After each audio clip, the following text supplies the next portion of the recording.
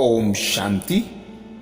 सारा संसार जिसे कामधेनु, आदि शक्ति, सरस्वती, मातेश्वरी, जगत अम्बा आदि अगणित नामों से पुकारता है और एक झलक पाने के लिए वर्षों तप जप भक्ति और आराधना करता है। कितनी आश्चर्यचकित और आनंदित कर देने वाली बात है कि वही सरस्वती मां साक्षात रूप में इस धरती पर चली तथा अपने कमल हस्तों से हजारों वत्सों को थपथपाया। दृष्टि द्वारा स्नेह और योग के प्रकंपन दिए। ज्ञान युक्त मधुर बोल से उनके आत्मन को सींचा। शिशुवत पाला पोसा और सर्व शक्तियों का चुग्गा देकर आध्यात्मिक कर्म क्षेत्र में सफल होना सिखाया। ऐसी जगत अम्बा मातेश्वरी मम्मा, जिनके महावाक्यों का हम मनन कर रहे हैं, तो ऐसे ही महावाक्य मम्मा ने उच्चारे। दिनांक 17 दिसंबर 1958 को मातेश्वरी जी बोली, आत्मा परमात्मा में लीन नहीं होती, उनके समान बनती है। मातेश्वरी जी ने अटेंशन खिंचवाया, आत्मा परमात्मा में लीन नहीं होती, उनके समान बनती है। ओम शांति। भगवान के महावाक्य हैं कि मैं बीज रूप हूं और इस क्रिएशन का क्रिएटर हूं। मनुष्य आत्माएं कहती हैं कि हम ज्योति ज्योत में समाते हैं। अब भगवान के कहने और आत्माओं के कहने में फर्क हो गया है। जैसे बीज में झाड़ लय होता है, फिर बीज से झाड़ उत्पन्न होता है, तो आत्मा स्वयं अपने आप ज्योति ज्योत में समावे, यह नहीं हो सकता। हम अपना पुराना हिसाब किताब चुकतू कर वापस जा रहे हैं। परमात्मा भी कहते हैं, मैं आया हूं फिर से नई दुनिया की स्थापना करने। यह तो प्रैक्टिकल हम देख रहे हैं। इस दुनिया का विनाश होना है। यह है दुख की आहों की दुनिया। हम जाते हैं सदा सुख की दुनिया में। उसके लिए अब पुरुषार्थ करना है, ज्योति में नहीं समाना है।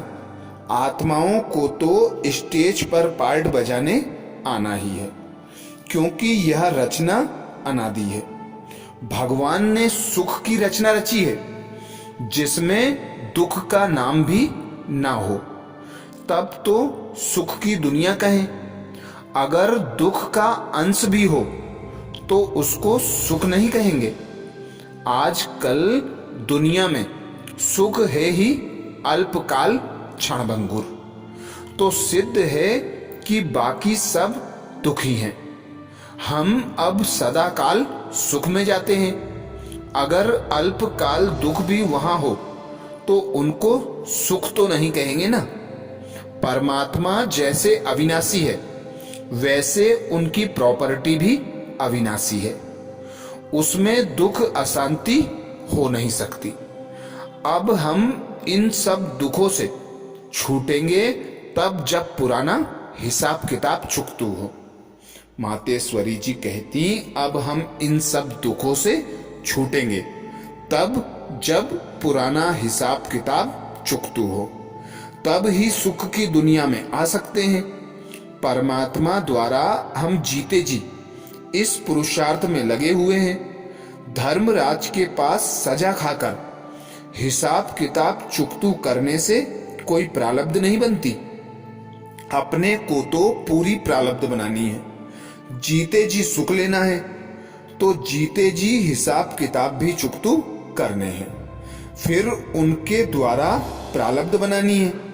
वह करण करावनहार खुद आकर अपना कर्तव्य करा रहे हैं, कराते हैं आत्माओं द्वारा। अब हम जानते हैं कि उनका और हमारा संबंध क्या है। जब सभी सहारे टूट जाते हैं तब परमात्मा ही सहायता देने आते हैं। सहायता देने की समर्थी उसी में है। इस समय सभी सहारे टूटते जा रहे हैं, दुख अशांति बढ़ती जा रही है। ना कोई ज्योति ज्योत में समाये हैं, ना कोई यहां सदा सुखी है।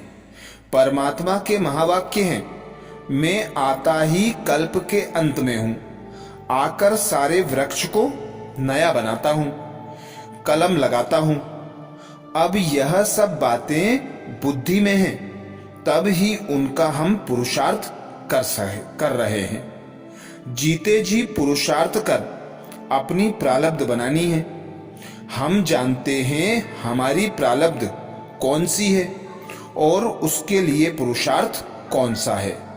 यह नॉलेज है, बाकी तो सब कहानियां सिर्फ सुनते और सुनाते आए हैं। बायोग्राफी को जानते नहीं हैं। उनके जीवन चरित्र सिर्फ ऐसे ही गाने से कुछ बनता नहीं है। राधे कृष्ण आदि वह सब सर्वगुण आत्माएं हैं। उनके चेहरे सदा मुस्कुराते रहते हैं।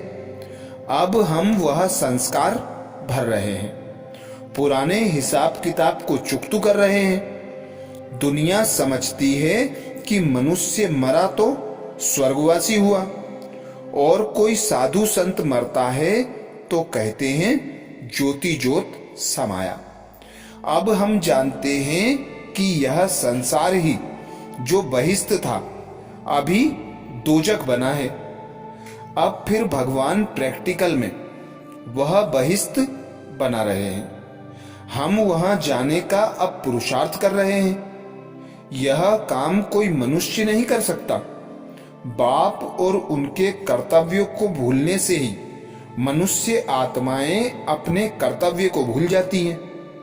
हम आत्माओं को सद्गति देने वाला वही एक परमात्मा है, क्योंकि परमात्मा तो न्यारी चीज है ना।